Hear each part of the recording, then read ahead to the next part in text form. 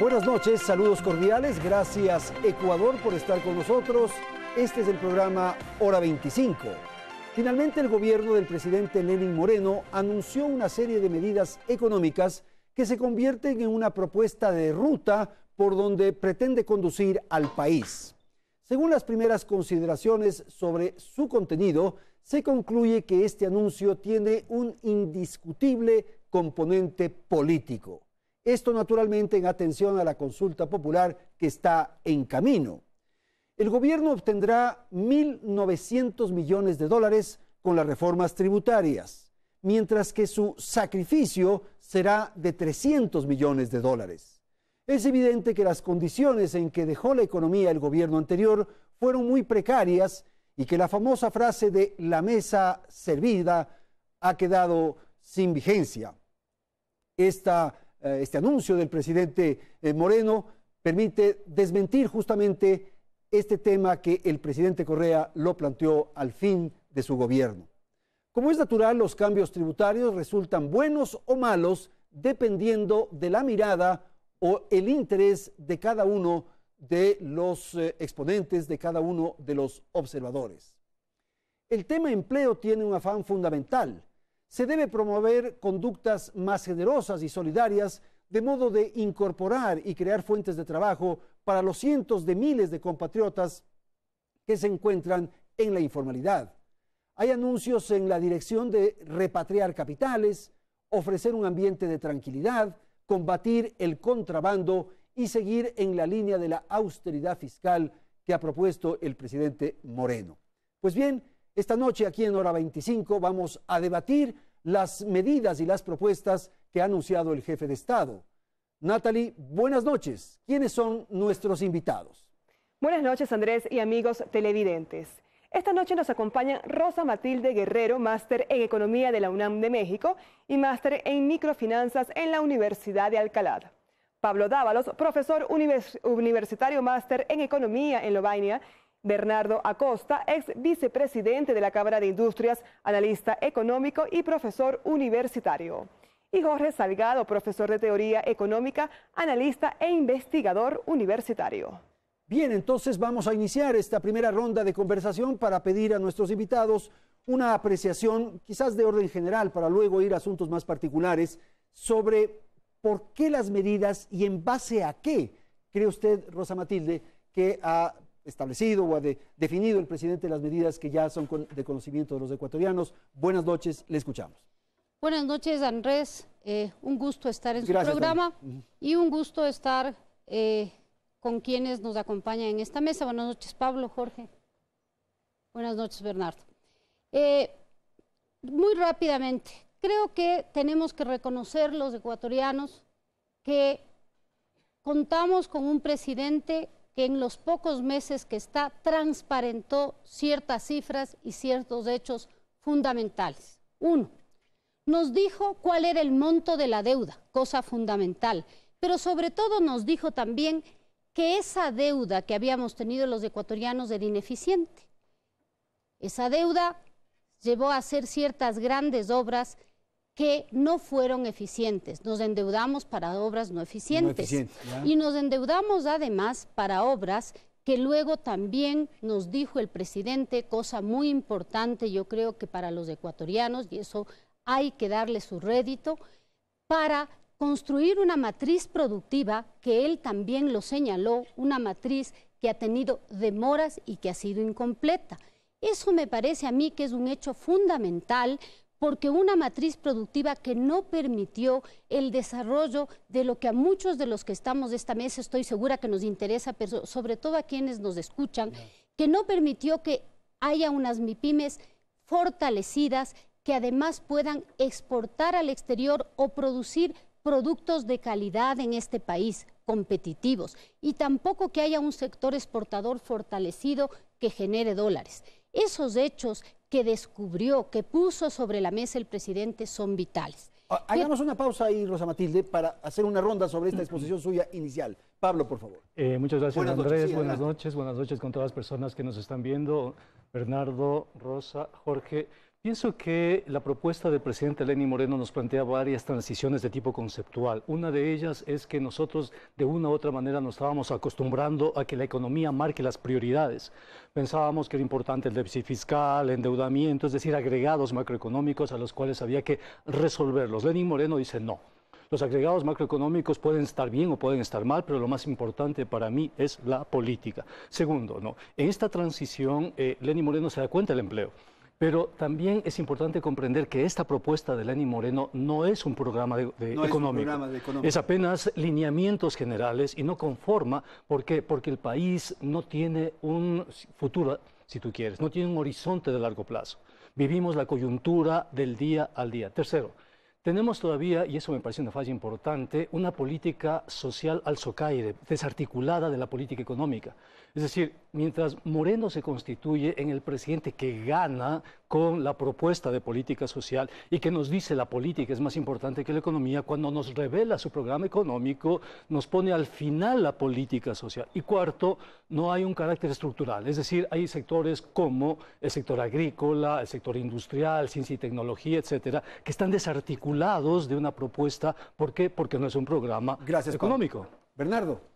Bueno, tenemos una economía en estancamiento, ha habido un deterioro de las condiciones del empleo, no ha habido crecimiento de la inversión, no ha habido crecimiento de las exportaciones. Creo que estas cosas responden el porqué de las medidas. Es necesario que haya un plan de reactivación de la economía, todos lo vivimos a diario, creo que eso es imprescindible. ¿Es este un plan, un programa económico? Yo coincido con Pablo. No es un programa económico, son determinadas medidas aisladas que no configuran un plan, una hoja de ruta, que es lo que requerimos en este momento. Y coincido también con Pablo en que se está priorizando claramente la política. Estamos próximos a un proceso de consulta popular en el que hay importantes variables políticas en juego y me parece que no quiso generar críticas de sectores como los miembros de Alianza País que de pronto no están alineados con el gobierno o con el presidente Moreno y como consecuencia de ello se abstuvo de hacer un plan integral que pudiera generar críticas. Muy bien, muchísimas gracias. Jorge, ahora es usted la palabra. Buenas noches, Andrés. Muchas gracias por la invitación. En efecto, yo coincido con los panelistas. Creo que tenemos que explorar cuáles pueden ser los potenciales legados de Lenín Moreno. Por una parte está la deconstrucción del Estado correísta, ese Estado que utilizó a la preocupación social como un medio para la exaltación de una figura política. Y por otro lado está el tema económico, es decir, cómo transformamos a la matriz productiva desde la escasez. Ahora creo que los tiempos políticos son adecuados. Yo tampoco hubiese apostado por un ajuste estructural que en términos políticos hubiese liquidado a Moreno.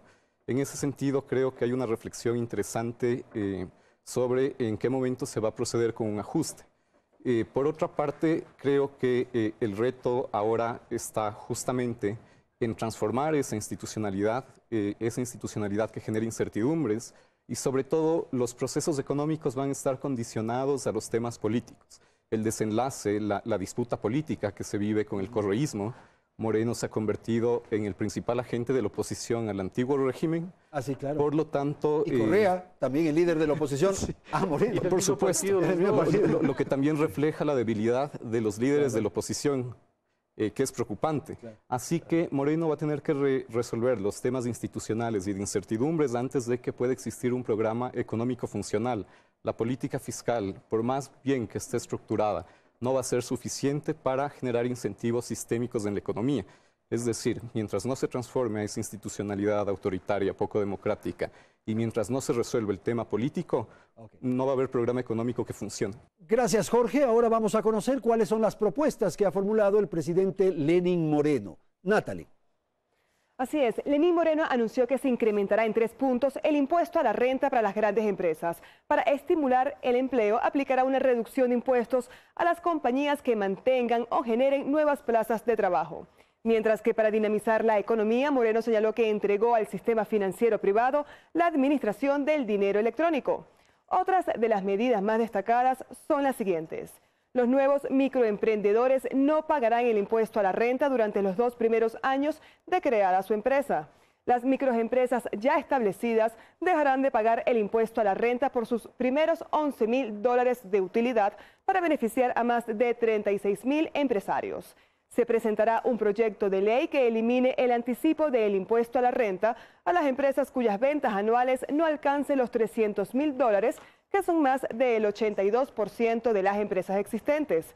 Para las empresas que facturan más de $300.000, se realizará la devolución progresiva del impuesto mínimo del anticipo del impuesto a la renta. Se comenzará con el 50% durante el año 2018 si se cumple el compromiso de mantener o incrementar las plazas de empleo.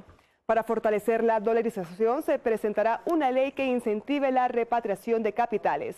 Por ello, a quienes traigan sus capitales productivos en los próximos 12 meses, se les exonerará del impuesto a la renta hasta por 5 años. Se mantendrá el impuesto a las salidas de divisas.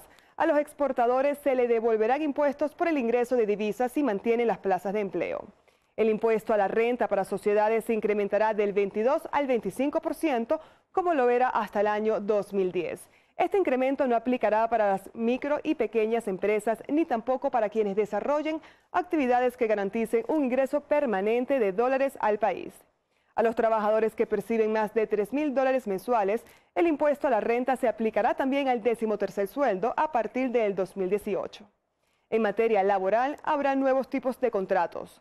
Se elimina el impuesto a las tierras rurales para dinamizar al sector agrícola y se fijarán aranceles que protejan a la industria nacional y una tasa de control de 10 centavos por unidad para financiar la lucha contra el contrabando. Este plan económico formará parte de un proyecto de ley que el Ejecutivo enviará a la Asamblea Nacional para su aprobación. La idea entonces sería provocar un diálogo sobre lo que acabamos de escuchar y en atención a lo que se dijo en la primera parte. ¿Es suficiente esto, Rosa Matilde? Esa es un poco la pregunta que habría que hacer. Exactamente. Primero, en la primera parte creo que lo interesante es que los 4 panelistas coincidimos. Claro, un presidente... Eso es bueno para ustedes, pero para mí no, porque yo quiero provocar el debate. Efectivamente. Pero yo creo que es bueno pensando que hay un presidente que provoca diálogos y provoca cercanías. Y eso es óptimo. Un presidente que después de 10 años pone las cifras y las cifras son claras.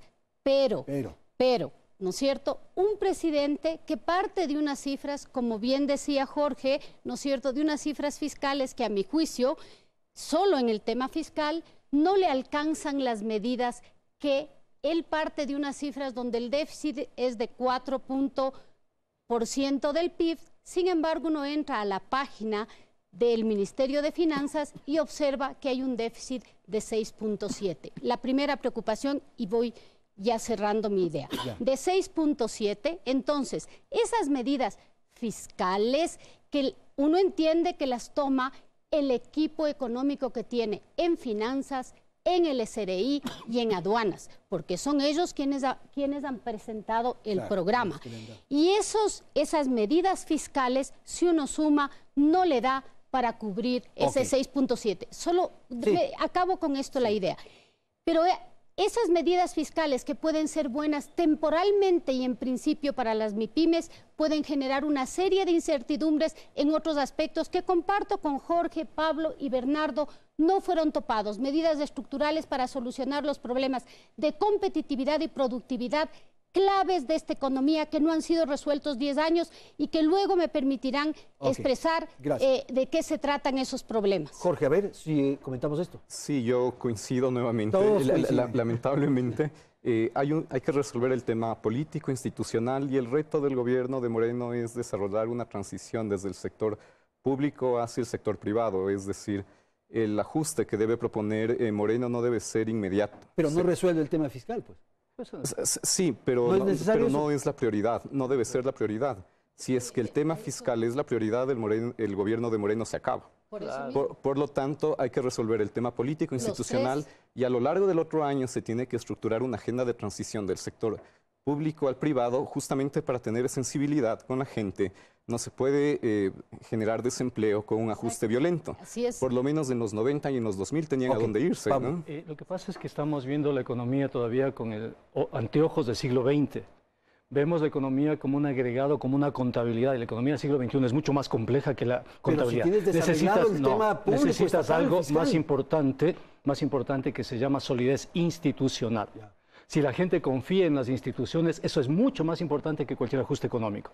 Si la gente confiase en un ambiente institucional sólido, no tendríamos la fuga de capitales que tenemos, pues, más de 20.000 millones al año. ¿Por qué? Porque no hay confianza en las instituciones. Las instituciones generan un valor agregado que no lo vemos, porque tenemos una visión muy sesgada, una visión muy contable. Vemos las cifras, decimos, 6% de déficit, entonces, ¿qué hacemos? Y el problema no es contable, el problema es mucho más complejo de eso. Si Moreno logra resolver, por ejemplo, un entramado de institucional y le da confianza a ese entramado, puede posicionar el dinero electrónico. Y con el dinero electrónico soluciona el déficit. Hasta resolver el déficit. Pero por supuesto, claro. pues. Bernardo. A mí me parece que las medidas van en la dirección equivocada, salvo excepciones. Por un lado, se incrementa la carga tributaria en un momento de contracción económica, de estancamiento económico, Pero se de libera, estancamiento económico, Pablo. 3%, si bien el crecimiento no es del 3%. El último trimestre fue 3%. Bueno, en definitiva, no creo que vayan en la dirección equivocada, porque no estamos en un momento de crecimiento económico y hay un incremento de la carga tributaria. Tenemos problemas gravísimos de competitividad. El país se volvió muy, muy caro para vivir y para producir. Y hay un incremento de las barreras comerciales. Nuevamente, se insiste en la misma medida de los últimos 10 años. Incremento de la carga tributaria, incremento de las barreras comerciales. Se insiste lamentablemente en esta falta de transparencia de los datos públicos. Ya mencionó Rosa Matilde. El dato del déficit fiscal que menciona el presidente Moreno es del 4,7% del PIB para este año, dato que no se compadece con los mismos datos del Ministerio de Finanzas. Entonces, eso genera nuevamente sospecha, falta de confianza y todos estos factores que nos dicen, a ver, pero si no estamos hablando la verdad, ¿qué tipo de medidas vamos a tomar? Y finalmente, yo creo que esto ratifica que se necesita fortalecer, refrescar el equipo económico. Estas medidas, me parece a mí, que se ven a leguas como una extensión de las medidas que venía tomando el equipo económico del gobierno del presidente Correa. Y creo que es momento de buscar unas medidas distintas si es que buscamos resultados o deseamos resultados distintos. Pablo, comentar esto y después le doy a Rosa Matilde. Lo que pasa es que exageramos las cosas, ¿no? Decimos que hay una sobrecarga impositiva y no es cierto. Los 200 grupos empresariales de este país tuvieron una carga impositiva de impuesto a la renta no mayor al 2%, pues. Un profesor de escuela, un profesor universitario, tiene una carga impositiva de impuesto a la renta de 10%. ¿No? La bananera de Álvaro Noboa, 0,86% de impuesto a la renta. El grupo Novis, que Pablo Campana es representante en el Ministerio de Comercio, no llega al 2% de impuesto a la renta, ¿no? Deben esos grandes grupos más de 2.500 millones de dólares. Y exigen que se les devuelva el anticipo del impuesto a la renta. ¿Qué dice usted sobre elevación tributaria? A ver, primero creo que hay que referirse a algo que mencionaba Pablo y que lo dije al concluir mi intervención.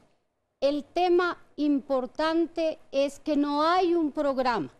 No hay un programa porque no se topan, Pablo, y lo mencioné, las medidas que promuevan ni la competitividad ni la productividad. Permíteme, primero, tú hablaste de que no hay institucionalidad, comparto.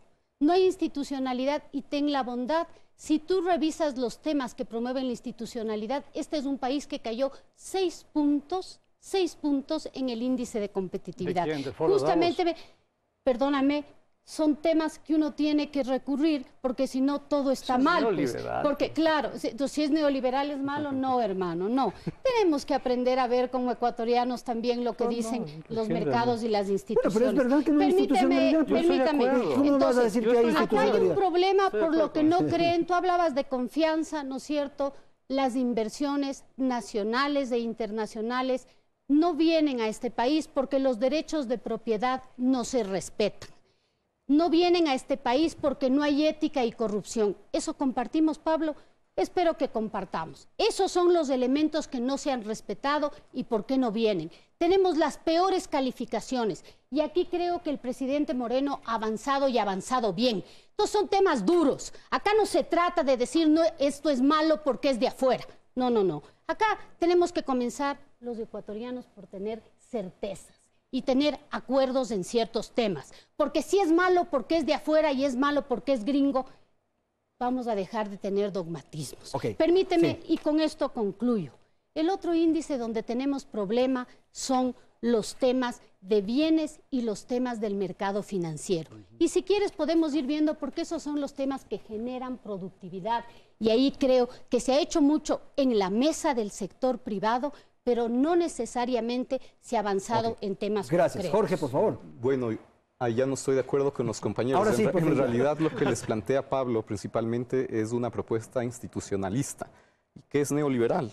La propuesta de Pablo. Sí, no es heterodoxa, ¿no? Es un neoliberalismo más avanzado.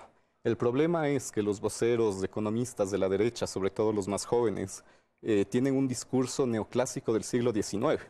Entonces los marcos de referencia son obsoletos, por una parte. Es decir, nos hace falta avanzar mucho en el nivel de la discusión. Yo estoy de acuerdo que hay muchos temas fiscales que pueden hacer atractivo al país, pero son una partecita del todo. Totalmente. Es decir, las propuestas que ha hecho Moreno son sobre todo financieras y de estímulos fiscales. Es decir, no existe una base técnica, una base sólida que va, por ejemplo, a dar sustento a los emprendimientos. Eso es un vacío sustancial, es decir, se habla mucho del microemprendimiento. En este país históricamente los microemprendimientos fracasan porque no tienen una base sólida, una base teórica, una base técnica.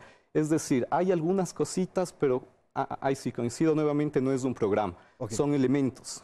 Bernardo, y ese tema de los jóvenes neoliberales y no sé qué. Yo coincido en que las políticas económicas no pueden reducirse a aspectos tributarios. O sea, un programa económico debiera responder cómo va a crecer la economía y con metas e instrumentos, cómo va a generar plazas de empleo, cómo vamos a incrementar la exportación, cómo vamos, por ejemplo, a fomentar la intermediación financiera y muchísimos aspectos que no están resueltos en estas medidas aisladas. Son medidas por aquí, medidas por acá. La idea, para ponerlo de manera gráfica, es que tengamos una serie de fichas que de manera conjunta configuren un rompecabezas. Aquí tenemos una serie de fichas que uno las une y no configuran nada. No te dan ninguna imagen, no te dan esa hoja de ruta de la que todo el mundo está hablando. Permíteme, solo termino la idea, nada más. Sí, yo creo que determinadas medidas tributarias no son una política económica, no son un programa económico, y creo que los problemas estructurales de fondo de la economía que hemos mencionado aquí, la competitividad y los problemas fiscales y los temas de deuda pública no han sido abordados en este Pablo, plan. te debo la palabra. Vamos a ir a un corte comercial y enseguida retornamos con la segunda parte de nuestro programa Hora 25. A ver, rapidito. Es una cuestión, estamos viendo mucho desde el lado del empresario y productor y no vemos el otro lado, es la liquidez de la economía. Porque un empresario puede tener costos de producción X, pero necesita vender, pues. Ok, vamos a hablar de eso en un instante. Ya retornamos.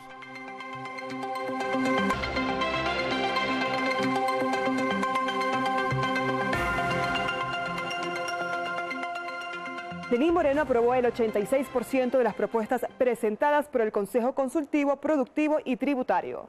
Sin embargo, diversos empresarios aseguran que estas medidas no serán suficientes para reactivar la economía del país, ya que supuestamente estas medidas aprobadas no promueven la inversión.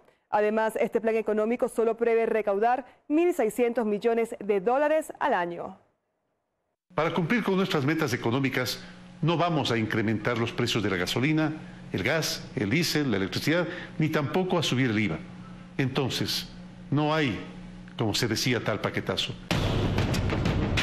Algunos de los sectores empresariales manifestaron su rechazo al plan económico planteado por el Ejecutivo. La Cámara de Comercio de Quito puntualizó que con estas medidas no es factible atraer a los inversionistas. Lo que veo es que quieren recaudar más, mientras lo que necesita el aparato productivo es ser más competitivo. Fueron nefastos los aranceles para la producción local, para la economía, y ahora se repite. Políticos no apoyan la subida del impuesto a la renta. Definitivamente el bloque de Creo en la Asamblea Nacional va a votar en contra de nuevos impuestos y del incremento de las tasas de actuales impuestos. Hay gastos superfluos y necesarios que en enorme cantidad han vuelto obeso al Estado. Y para un obeso bajar el 10% de su peso, o en este caso de su gasto, no es problema. Los gremios empresariales habían pedido la eliminación del pago del anticipo del impuesto a la renta, alegando problemas en su flujo de caja. Según datos del Comité Empresarial Ecuatoriano, más de 8.400 empresas se vieron afectadas durante el año pasado por el pago en exceso del anticipo que no se les ha devuelto aún, por lo que microempresarios mostraron su satisfacción con la devolución progresiva de este tributo. Y nos parece muy importante esta eliminación gradual, en 2 años, 2018 y 2019, del impuesto mínimo. Eso va a ayudar en cuanto a dinamizar la economía de las pequeñas y medianas empresas. El próximo año no me sirve. Y lagarto que traga no vomita, digamos. Ya sabemos que eso de que te devuelvo no se da en la práctica. Otro pedido prioritario por el sector privado en el marco del diálogo del Consejo Consultivo Productivo y Tributario fue eliminar el impuesto a la salida de divisas, pero esta propuesta no fue aprobada. No se puede hacer nada. Tenemos que entender que esta es una economía dolarizada. El presidente Moreno aceptó el planteamiento de la devolución y pagos atrasados a exportadores del mecanismo denominado drawback. Unos 150 millones de dólares sería la deuda que mantiene el gobierno con el sector exportador, según la Federación Ecuatoriana de Exportadores. Sin embargo, las autoridades aseguraron que buscan un equilibrio entre la entrega de incentivos y la recaudación de tributos. Restituir los 3 puntos del impuesto a la renta, es decir, las sociedades volverán a pagar el 25% como lo hacían hasta el año 2010. Aquellos segmentos de ingresos más altos, un sueldo mensual superior a los $3.000, incorporarán dentro de la base gravada del impuesto a la renta al 13º sueldo. En cuanto a la implementación de un sistema para eliminar la subvaloración de mercancías, el director de aduanas dijo que se impondrán aranceles en un esquema mixto. 375 partidas vamos a llevarlas al techo arancelario máximo y vamos a poner también un componente específico. Puede ser un arancel de 15, 25, 35 o 40%, porque ese es el arancel, los topes que tenemos como país que podemos aplicar. Aunque el plan económico no incluyó la reactivación de la salvaguardia, se aplicará una tasa de 10 centavos por unidad a los productos importados. En referencia a la implementación de nuevos contratos laborales, el ministro de Trabajo, Raúl Ledesma, aseveró que no se permitirá la flexibilización laboral. Las características son las siguientes. Primero, que tengan impacto social. ¿Qué significa esto? Nuevas plazas de trabajo. No vamos a permitir la migración de contratos. Segundo, impacto productivo, que sean, por supuesto, también útiles y beneficiosas para el sector empleador. Un informe difundido por el Fondo Monetario Internacional revela que el Producto Interno Bruto ecuatoriano perdió 1.6% en 2016 y este año crecerá 0.2%. Bien, vamos a provocar una discusión, un debate en esta segunda parte del programa sobre algunos de los elementos que contiene esta propuesta o estas medidas adoptadas por el régimen. Pablo, me parece que se ha establecido una carga muy significativa en lo que tiene que ver con lo tributario, con los impuestos. Bueno, tenemos que ver que hay 2 tipos de impuestos, los regresivos y los progresivos. En los regresivos no se topan. El IVA, que además es la principal fuente que alimenta de impuestos al Estado, no se topa, se mantiene ahí. Lo otro son el impuesto a la renta, cuyo aporte al Estado ecuatoriano es del 4% del PIB. Sobre ese 4% estamos discutiendo, o sea, no es tan grande que se diga. Y las empresas, a pesar de que le deben de impuesto a la renta al Estado, están diciendo, por favor, perdóname, no quiero pagarte más. Resulta que uno de los personajes políticos que propuso la eliminación del impuesto a la renta en el año 1998, que condujo a la crisis del 99, es Nebot. No, claro, ese personaje siempre se va a poner a los impuestos porque esa forma parte de la divisa, si tú quieres, de los grandes conglomerados. Pero lo que es interesante es el apoyo a la pequeña empresa, me parece bien, pero seguimos todavía sesgados, estamos viendo solamente un lado del problema, no el otro lado, hay que alumbrar el lado oscuro de la luna si se quiere. Todo empresario necesita vender. Está bien que de una u otra manera tenga incentivos o no, ese empresario sabe cómo moverse, pero si no vende, ¿qué hacemos pues? Si no, de una u otra manera, saca los stocks que tiene acumulados, ¿qué hace el empresario? Es que no hay del otro lado consumidores, se llama compradores. Eso, liquidez. Y ese es el programa económico. Un programa económico ve la oferta, el productor, el empresario, que es lo que estamos viendo en este momento, pero el otro lado se llama liquidez. Bajo tu tesis, entonces habría que bajar los tributos justamente para lograr que haya liquidez y la gente compre. El consumo. Bajar el impuesto al valor agregado. Rosa Matilde. Yo lo mencioné ya hace rato, ¿no es cierto? No es un programa económico, solo topa parte del tema fiscal. Faltan las medidas que promuevan el crecimiento. Parte del tema fiscal, ¿por qué? Porque solamente topan el tema de los impuestos. No hay medidas, por ejemplo, para la gestión de la deuda, es decir, la deuda tiene que ser refinanciada o gestionada de mejor forma, es decir, los plazos tienen que incrementarse y las tasas tienen que bajarse. Como fue contratada la deuda es absolutamente inadecuada, inclusive el presidente lo dijo. No ha sido topada ahora. La deuda no ha sido topada y eso está muy mal. Lo que pagamos anualmente no es posible seguir viviendo así. Eso no se puede. El monto que se paga anualmente es superior a lo que se gasta en salud, a lo que se gasta en educación. Así no puede salir el país adelante. Punto 1, en el tema fiscal. Punto 2, cuando, yo quiero entenderle a Pablo, pero cuando él dice liquidez, yo me imagino que él está hablando de reanimar el crecimiento de la economía. Es decir, que los microempresarios tengan a quién vender, porque si el microempresario produce y el empresario grande, que es el que genera empleo en la economía, ¿no es cierto?, no tiene a quién vender, y los microempresarios, yo trabajo con el sector popular y solidario, con las cooperativas de ahorro y crédito, a quien hice un libro la semana pasada. Si ellos no tienen a quién vender y las cooperativas no pueden cobrar los créditos, la economía va a entrar en problemas. Permíteme, mi querido Andrés, permíteme. Entonces, si no se reanime el crecimiento, es decir, si tú contraes por parte del fisco, por eso es que hemos mencionado que el programa tiene que ser gradual, un programa macroeconómico gradual, es decir, que el fisco se corrija con incremento de impuestos, no reduciendo los salarios de salud y maestros, pero sí el exceso que hay de empleados públicos. ¿Con qué incrementos en el tema? Permite, y son dos cosas, básicamente en el tema de motivar ese crecimiento, dos cosas, clima de inversiones y algo que decía Jorge que es vital. ¿Qué se ha hecho por las microempresas? No solamente el tema impositivo, sino asistencia técnica real, y hay programas ejemplo en Latinoamérica, si uno no quiere ir a otros países. Está Chile, ejemplos, asistencia técnica e inclusión financiera en el terreno, directo, 15.000 empresas MIPYMES mejoradas en 3 años. Ese tipo de cosas son las que motivan y generan, por ejemplo, el empleo. Tema deuda es verdad. Esto ya por la ministra García, perdóname, que entiendo inician en enero. Perdón. Tema deuda no se ha tratado, es verdad lo que acabamos de escuchar. Y uno dice, bueno, ya viene el Fondo Monetario. Y ahí se ponen nerviosos. No. Bueno, el Fondo Monetario se ha transformado con los años. También hay que tener eso en consideración. Está peor que antes, me imagino. No, yo tengo, no solamente es a quién vender, es qué vender. Es decir, lo que producimos no tiene interés en el mercado y ahí está la necesidad de construir una propuesta técnica para dar acompañamiento a los microemprendimientos. Y yo creo que en ese contexto la universidad puede ocupar un rol bien significativo, ¿no?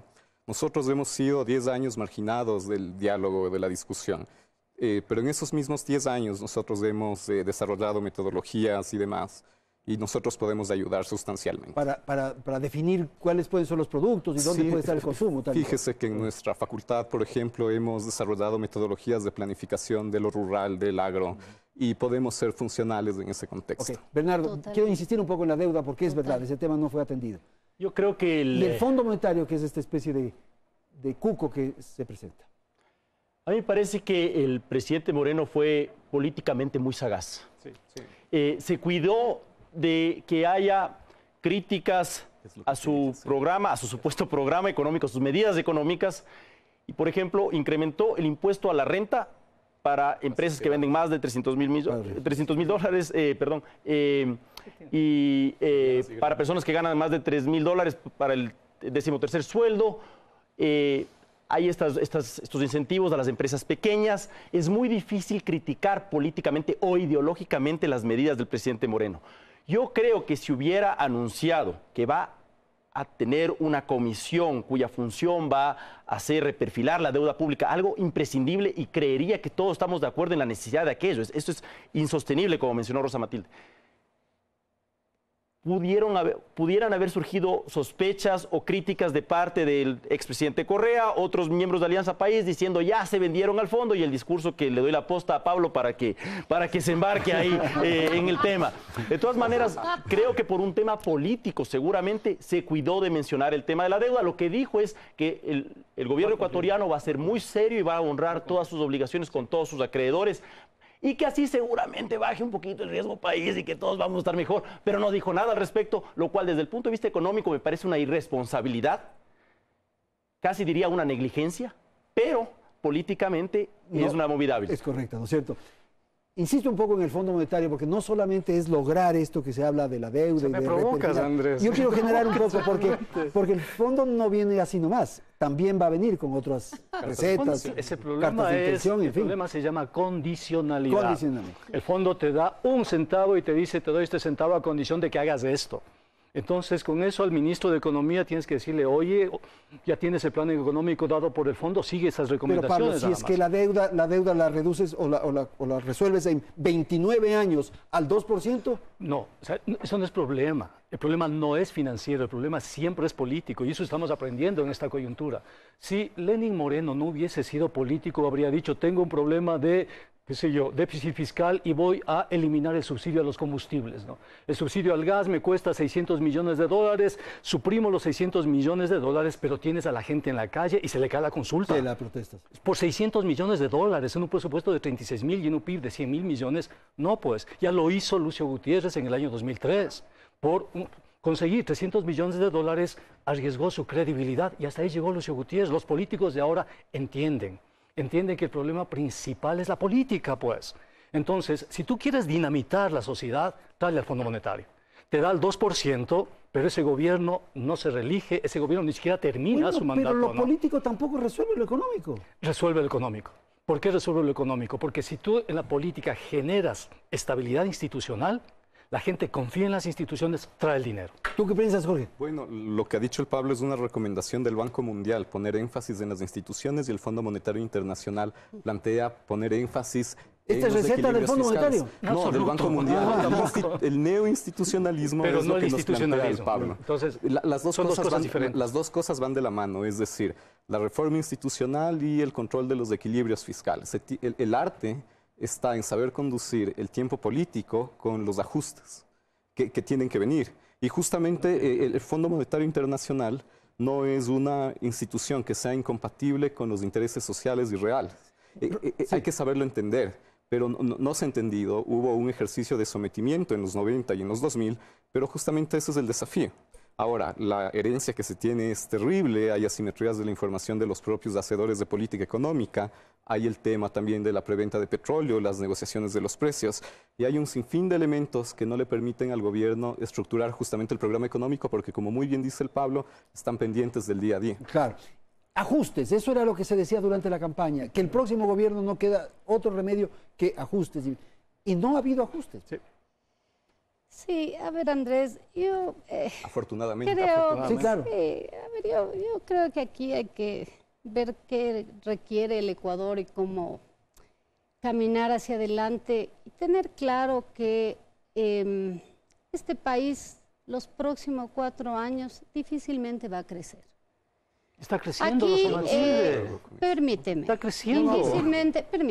Difícilmente va a crecer. La cifra a fin de año va a ser una cifra muy baja de crecimiento, dada 3%. Por el propio Banco la CEPAL Central. Dice 0,7, hermano. Vamos a crecer sobre el 3%, te apuesto. En estos momentos que me están cortando los dos, voy a pedirte me descuento. Yo también te estoy interrumpiendo. Es que no es cierto, pues. La cifra dada por el propio Banco Central y todos los organismos, incluso la CEPAL, ya que Pablito lo mencionó hace rato, es una cifra de crecimiento muy baja, más baja que la de la población, lo cual es negativo para los sectores populares. 1. 2. No quiero dejar de mencionar lo siguiente, porque tiene que ver con un tema de la otra trampa o problema de esta economía, que es el crecimiento. Cuando se habla de estos centros de desarrollo de negocio, la asistencia técnica que completan los incentivos, comillas, para las pymes que mencionaba Jorge, que son vitales, solo son posibles con la participación de las universidades en el territorio. Vital, lo que dijo Jorge, lo comparto y entiendo que por ahí es el camino de la señora ministra Eva García. Pero vamos al punto. Cuando tú mencionabas qué hacer, estos señores del Fondo Monetario y estos señores del Banco Mundial y estos señores del BID y estos señores, tenemos que entender que viven porque los países somos miembros. Así es que estos señores hacen lo que los países les piden. Así es que estos señores desde el 2009 cambiaron fundamentalmente el discurso y cambiaron fundamentalmente las acciones por algo que lo mencionaba con toda claridad ya Jorge. Así es que quien no sabe eso tiene que informarse mejor e ir a ver cómo han sido los nuevos planes y programas y por favor la lista de todos los países que han firmado estos últimos años y lo que sí es mucho más importante que uno vaya primero a la negociación y presente lo que quiere y qué va a recibir. 2.500 millones a 5 años y a una tasa del 1.4 si no te gusta, que te abre 3.000 millones a 20 años plazo con el Banco Mundial, si no te gusta, y puedes conseguir en cualquier lado, y que además te podría abrir más probabilidades de financiamiento si sabes negociar. ¿Por qué? Porque tienes un gobierno fuerte y no tienes por qué hacer ciertos ajustes porque nadie te lo obliga. Depende de ti. Eso ya es un problema. Gracias. También con viabilidad política si tú lo sabes hacer. ¿Fondo Monetario? No, lo que pasa es que hay que decir las cosas en función de lo que está pasando en la realidad, pues. ¿Qué es lo que tenemos? El trimestre anterior crecimos al 3%, Andrés. Si ya no crecimos en nada, ya estamos creciendo por el 1% anual. Diciembre es el mes con mayor número de ventas, siempre. Todas las economías crecen en diciembre, todas las economías. Si la economía crece en diciembre, no, más lo que crecimos en este trimestre, estamos en un crecimiento mínimo del 2%. Decir que no hay crecimiento es falso. Igual que la población. Claro. Decir, claro. Entonces, ¿qué tenemos? ¿Es igual a la población, no hemos crecido? No. El pastel se queda igualito. No, es otra cosa. Depende de la distribución. Depende de la distribución. Porque puede haber crecimiento sin empleo y crecimiento sin distribución. ¿De qué te sirve que el pastel sea igual si un porcentaje pequeño de ecuatorianos se llevan más de la mitad del pastel? Pues, uno. Dos. Fondo Monetario. Estados Unidos entró en crisis en el año 2008 producto de las hipotecas subprime. Pidió ayuda al Fondo Monetario. ¿Por qué el Fondo Monetario no le impuso el mismo paquete de ajuste que impuso a España, a Irlanda, a Grecia? ¿Por qué no lo impuso? Porque la mayoría de las acciones las tiene Estados Unidos, pues. No hay decisión del Fondo Monetario sin el control político de los Estados Unidos. Entonces no hay que ser ingenuos, pues, por Dios. Es la culpa del imperio, como siempre. Pero ese es el marco, es el marco europeo. Se llama Bretton Fondo Woods. Monetario Internacional. Fue Bretton Woods, ¿no? Cuando se constituye el Fondo Monetario. Tú dices que no fue los Estados Unidos, sino Europa. No fue el Fondo Monetario Internacional el que impuso las sanciones más fuertes, fue el Banco Europeo. Pero así es. Europa, no a Estados Unidos. Año 2008 con la propuesta de Paul Hahn, que fue entonces ministro de Economía de Estados Unidos. Entonces es otro debate en todo caso. El Fondo Monetario tuvo una Hay que verle al Fondo Monetario dentro de términos geopolíticos. Pero nuestro país tiene que protegerse a nivel geopolítico. La deuda china también. Nosotros tenemos que defendernos. Y es real, con los chinos igual. Voy a ir a la publicidad y enseguida retornamos y le doy la palabra a Bernardo para continuar con la tercera parte de Hora 25.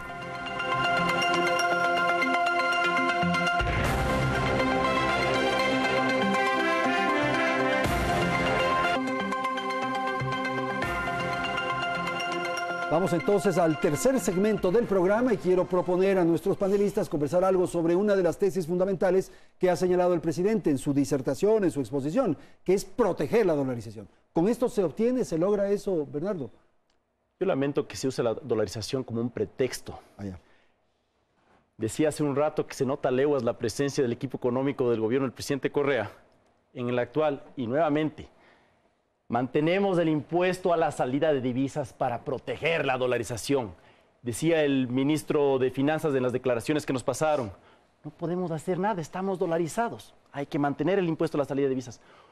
A mí me habría encantado ver una eliminación progresiva del impuesto a la salida de divisas, el efecto en la confianza que habría generado eso de los actores. Nos vamos a despojar de esta barrera que nos hemos impuesto y vamos a confiar en que los capitales van a venir al Ecuador, porque el Ecuador es un país atractivo para producir. Eso habría sido sumamente conveniente, pero no hubo esa medida. Una buena señal y una buena medida. La dolarización, lamentablemente, se la utiliza como pretexto para mantener el impuesto. Pero una cosita, Andrés, nada más. Yo creo que la dolarización depende sobre todo de que la economía sea competitiva. Y esos aspectos, por ejemplo, los costos de la energía para el sector industrial, por ejemplo, los costos laborales o de cesación del trabajo, los costos de la tramitología, se habló de manera muy general de que se va a eliminar determinada tramitología o se van a dinamizar algunas modalidades contractuales, pero no se especificó nada. Eso permite fortalecer la dolarización porque hace que el país sea competitivo y pueda incrementar sus exportaciones. Bajo el discurso de la dolarización se hacen o se toman medidas. Sí, es muy fácil hablar de dolarización, de eliminación de impuestos de una entrevista a un escritorio. Creo que la ventaja de estar en la universidad es que estamos por el servicio y el servicio en el territorio. Sí, de hecho, los capitales no van a venir porque se elimine ese impuesto. Hay factores mucho más significativos, hay costos de oportunidad mucho más interesantes en otras partes del mundo en lugar de invertir en el país. Es decir, eliminar o no ese impuesto va a tener un efecto trivial en la economía. No tiene mayor trascendencia. Por supuesto que no se logra lo que dice Bernardo. No, existen elementos institucionales, políticos que tienen que resolverse. Ese impuesto es trivial. Es de costos de oportunidad mucho más interesantes en otras partes del mundo. Eso por un lado. ¿Qué es lo que se propone? Es el uso del dinero electrónico, que en el fondo es lamentable porque va a terminar siendo un gran negocio para los bancos. Es decir, ¿qué es lo que se quiere? ¿Qué es lo que el ministro quiere con el dinero electrónico? Que se reduzca las necesidades de dinero físico, de billetes y de monedas. ¿Cuál es el reto? Construir un sistema de incentivos lo suficientemente interesante para que la gente sustituya el uso de monedas y de dinero por ese dinero electrónico. Esa es la idea actual. Pero esto va a ser un negociazo para los bancos en la perspectiva de que van a poder hacer mayores ejercicios de intermediación financiera. Sus necesidades de dinero físico van a disminuir. Por lo tanto, sobre todo los que terminan teniendo mucho éxito con toda esta propuesta son los bancos. Y eso sí ha sido un retroceso. Pablo. Mira, el año pasado, producto del impuesto a la salida de divisas, el país recaudó más de $1.000 millones. Eso significa que la fuga de capitales fue sobre los $20.000 millones. Si tú eliminas ese impuesto, motivas la fuga de capitales por el ambiente de incertidumbre que hay en el país. Y resulta que la dolarización depende mucho de la balanza de pagos. Si la balanza de pagos empieza a tener déficits consecutivos, empieza a reducirse la oferta monetaria. La única posibilidad que tienes en este momento para salvar la dolarización se llama dinero electrónico. Pero para que el dinero electrónico pueda salvar a la dolarización necesitas confianza. Pero para tener confianza necesitas estabilidad política. Y para tener estabilidad política no puedes golpearles a los hogares ecuatorianos con impuestos que reduzcan su capacidad adquisitiva. ¿Qué hace el presidente Moreno? El presidente Moreno prioriza la política, está generando condiciones para restaurar la institucionalidad. La institucionalidad en el sentido mucho más amplio, si tú quieres, de confianza que tenemos los ecuatorianos en que las instituciones van a defender el interés público, no el interés individual, ni de empresarios, etcétera, sino el interés de todos. ¿No? Entonces, cuando tú tienes esa confianza institucional, ¿no? Tú puedes decir si el gobierno emite dinero que se ha trabajado por los bancos o se ha trabajado por las cooperativas, pero tiene respaldo, tienes solidez, tú no tienes ningún problema en aceptarlo, pues. A ver, Rosa Matilde. Dijimos hace rato, Andrés, que el diagnóstico hecho por el presidente Moreno era correcto, que las cifras que tenía el presidente Moreno no eran compatibles con las cifras que presentaba Finanzas. Y seguramente eso es lo que le lleva simplemente a hablar de unas medidas que le llevaron el equipo económico, ¿no es cierto? Y que muy probablemente no le alcancen para solucionar los problemas. La base de la información no fue adecuada y por eso... 4.5, lo que aparece en las cifras son otras, solo las fiscales. Como hemos visto aquí, creo que todos hemos mencionado que son medidas exclusivamente fiscales, no se toman medidas para el problema del crecimiento que tenemos y no se toman medidas que tú mencionabas al principio, que son medidas sustanciales para solucionar el problema de balanza de pagos. ¿Qué significa eso? ¿Qué es el problema de balanza de pagos? Si tuviéramos un sector exportador, pero también un sector de micro y pequeñas empresas que esté vinculado hacia afuera, al sector exportador, lo que hablaba y nos comentaba, ¿no es cierto, Jorge? Que puedan vender hacia afuera, competitivas y que traigan dólares, no tendríamos este problema, ni hubiéramos tenido la necesidad de poner un desincentivo, no un incentivo, un desincentivo llamado ISD.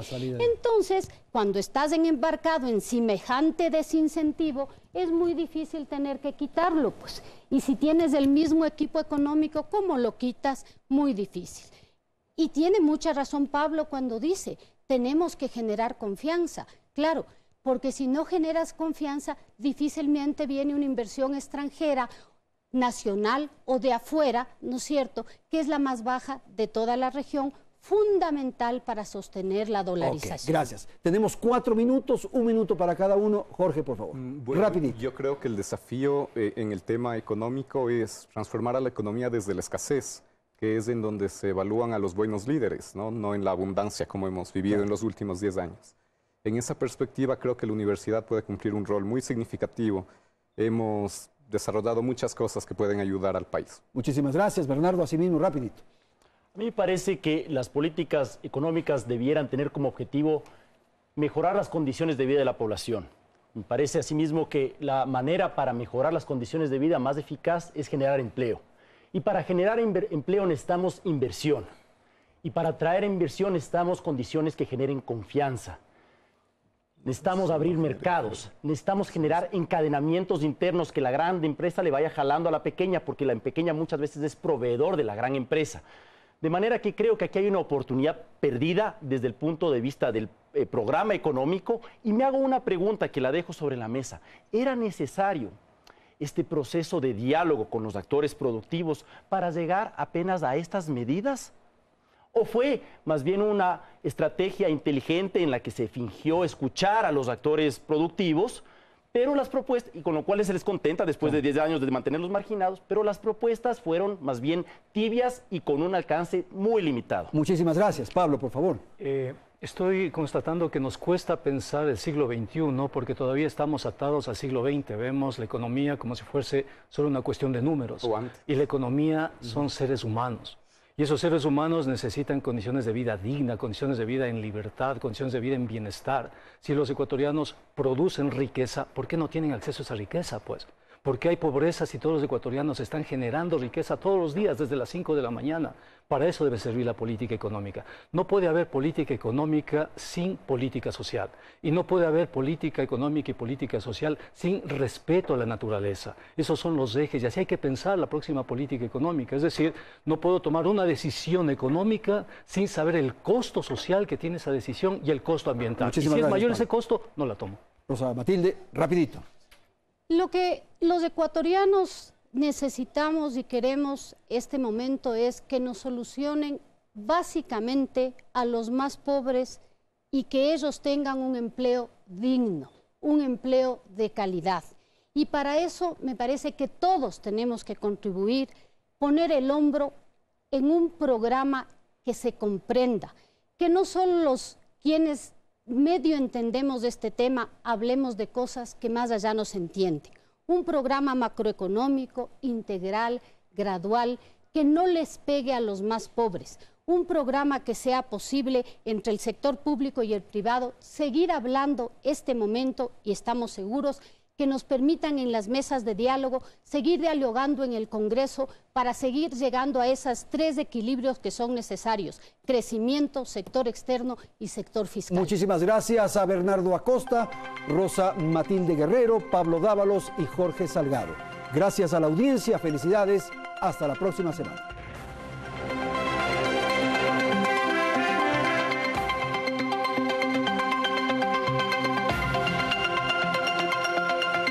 Teleamazonas presentó Hora 25.